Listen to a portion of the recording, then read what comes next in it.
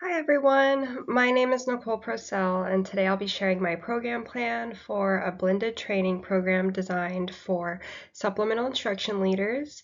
It will be called Beginning of Semester Training for Returning SI Leaders. This program is a blended model combining 3 asynchronous online modules hosted in Canvas with a 6-hour in-person workshop held on campus.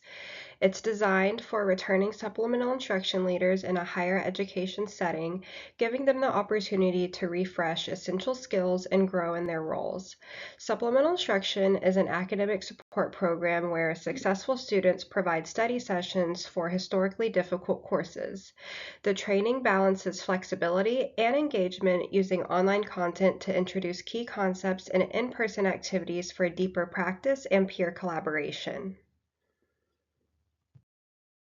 This program is grounded in 2 learning theories, constructivism and cognitivism. From a constructivist standpoint, participants build knowledge through experience, engaging in role-playing, peer feedback, and mock sessions. Cognitivism is reflected in activities that foster reflection and critical thinking. The participants will analyze scenarios, assess each other, and process feedback, all encouraging meaningful learning. Together, these approaches ensure the training is both active and mentally stimulating, and it will also give SI leaders tools they need to succeed in their roles and build upon their prior knowledge from previous semesters. The goal of this program is to develop a comprehensive training that supports SI leaders in refreshing their skills at the start of each semester. The specific objectives are to offer 3 asynchronous modules and 1 in-person training session that support facilitation, marketing, and peer mentorship. By the end of the training, participants will demonstrate core competencies by scoring at least 80% or higher on peer and leadership evaluations during mock sessions.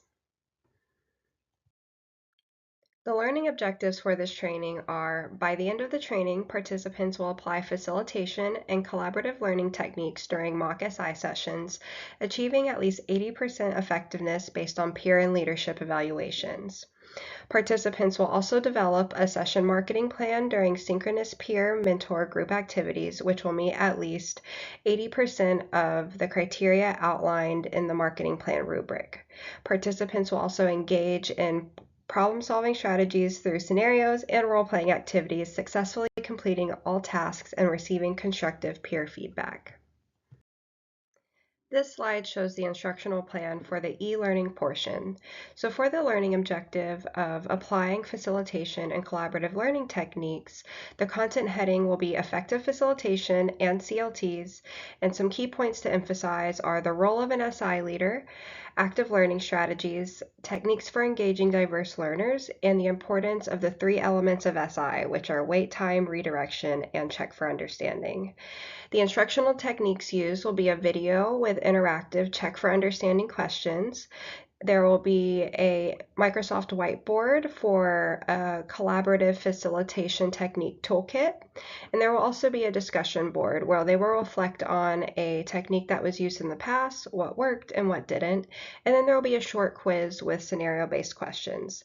This should take about 45 to 60 minutes. For the next learning objective, the participants will develop a marketing plan during synchronous peer group activities. So the content heading for this will be making an impact with your marketing. Some key points are why students may not attend SI sessions and how we can change that. Some messaging that works for students, focusing on clarity, engagement, and appeal. And also different marketing methods like flyers, emails, speeches, announcements, and more. So the instructional techniques for this section will be an interactive Canva demo creating a mini flyer. There will be a video on the top 5 marketing fails and fixes. There will also be a marketing plan template and rubric that they will get to review. And then there will be a peer feedback flip where they will post a screencast of a marketing technique and comment on one post from a peer. This should also take about 45 to 60 minutes. For that third learning objective of engaging in problem-solving strategies, the content heading will be handling tough moments. And so some key points are to identify some common SI challenges, work on some de-escalation strategies like responding versus reacting, active listening, setting boundaries, and also when and how to ask for help. So the instructional techniques will be scenario-based branching activity using Genially escape rooms. There will also be a case study or scenario on a typical day as an SI leader. And then there will be a discussion board where they will share a personal challenge and how it can be handled, and they will be required to reply to 2 peers. This should also take about 45 to 60 minutes. The instructional plan for the in-person on-campus workshop will go over the 3 learning objectives as well. So for that first learning objective of applying facilitation and collaborative learning techniques, the content heading will be Practice Makes Progress, Facilitation, and CLTs. So some key points to emphasize are real-time facilitation, incorporating techniques into SI sessions, and giving and receiving constructive feedback. The instructional techniques used will be mock SI sessions in small groups with peer observers. There will also use a checklist and a rubric to give feedback, and then there will be a guided debrief and discussion and feedback review.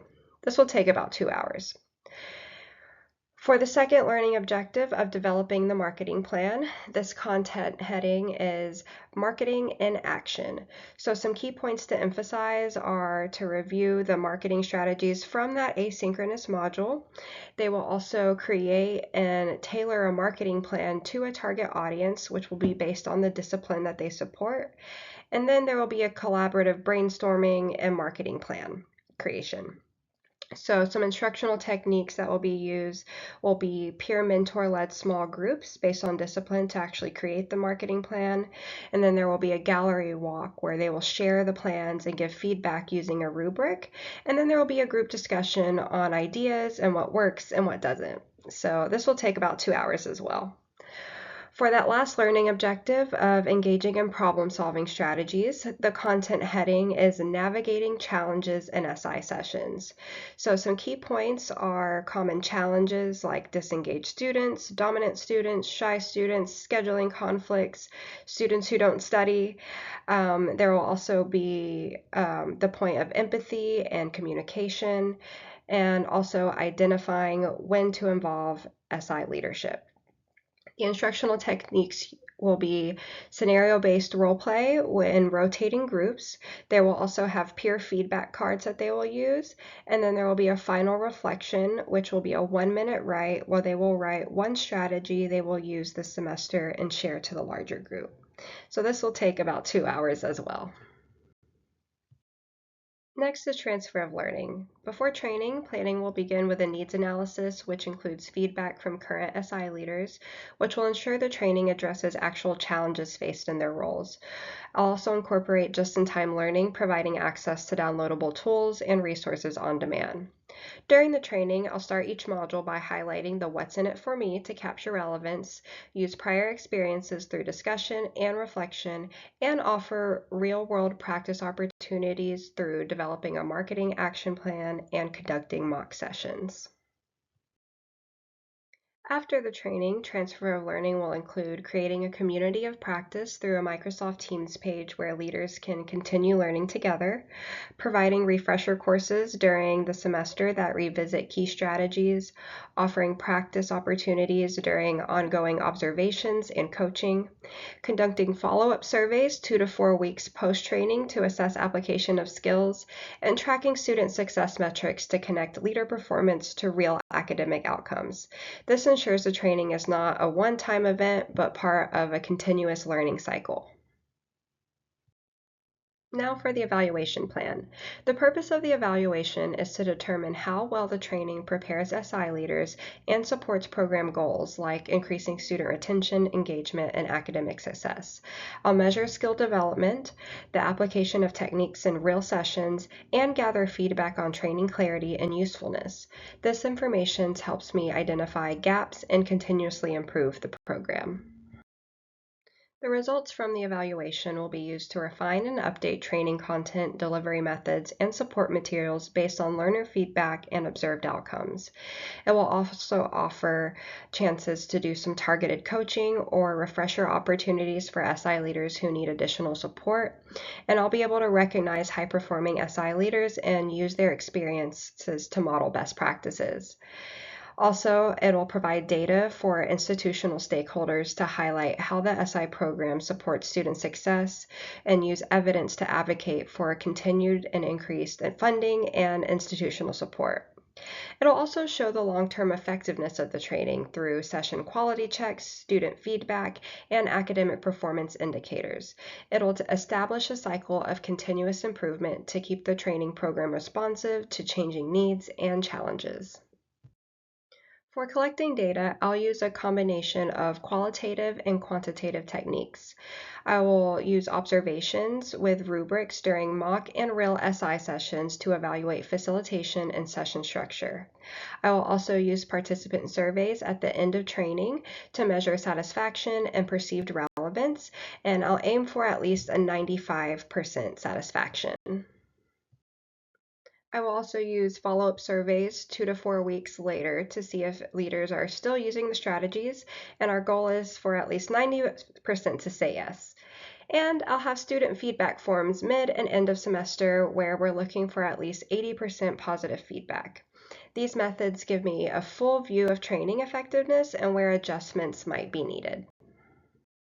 So one of the data collection tools I'll use is Microsoft Forms, and I'll create a survey for students. So this will allow me to gather and analyze feedback efficiently. And so the example here is a student feedback survey, which asks students about their experience in SI. Hearing from the students directly will help me evaluate the training's real-world impact on learning and engagement. So here's an example of that survey that would be put out mid-semester for students. It will ask how many SI sessions they typically attend, and if they don't attend, why. It will also ask them to rate their level of agreement with the following statements. Is the SI leader knowledgeable? Did they create a supportive environment? And are they well organized? They will also rate their level of agreement with if they used the study strategy learned in SI sessions, if they would attend sessions for other courses, and if the sessions were helpful for understanding course content. And they would use a Likert scale of strongly disagree all the way up to strongly agree. For the more qualitative part of the survey, they will be asked to describe aspects of sessions they found the most helpful, the aspects they found the least helpful, and if they have any other feedback for the SI program or their SI leader. To end, for me, the most important part of the planning process has been the transfer of learning. It really ensures that what's learned in training is actually applied during sessions. And without a strong transfer plan, even really well-designed content could go unused. By connecting training to real tasks, offering follow-up, tracking performance, I will be helping SI leaders to be more effective and confident long after the training ends. In closing, this program is designed to support returning SI leaders with the tools, practice, and feedback they need to start the semester strong. By combining thoughtful design, hands-on application, and a strong transfer and evaluation plan, I will be building a sustainable, impactful training that evolves with the needs of both leaders and students. Thank you so much for your time.